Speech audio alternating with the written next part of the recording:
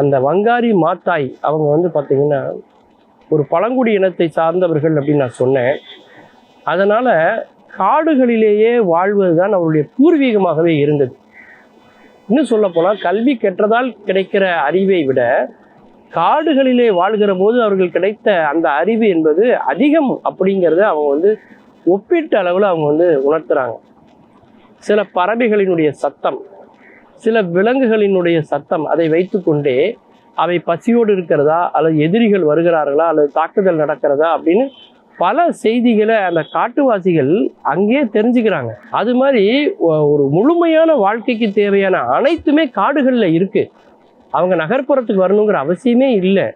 அந்த அளவுக்கு நோய் இல்லாத ஒரு வாழ்க்கை அப்படின்னு ஒரு ஆரோக்கியமான தூய்மையான வாழ்க்கையை காட்டுவாசிகள் வாழ்ந்து கொண்டு இருக்கிறார்கள் அப்படிங்கிறதெல்லாம் வந்து அவங்க ஆவணப்படுத்தி காடுகளினுடைய முக்கியத்துவத்தை, அங்கே காடுகளில் வாழ்ந்த ஆதிவாசிகளை பற்றிய பல தகவல்களை எல்லாம், ரொம்ப அரிய தகவல்களை எல்லாம் அவங்க வந்து பதிவு செய்து வெளி உலகத்துக்கு கொண்டு வந்து வெளிச்சம் போட்டு காட்டிய ஒரு மாபெரும் பெண்மணி தான் வந்து, இயற்கையை சூழலை நேசித்த பெண்மணி தான் வந்து வங்காரி மாத்தாய்.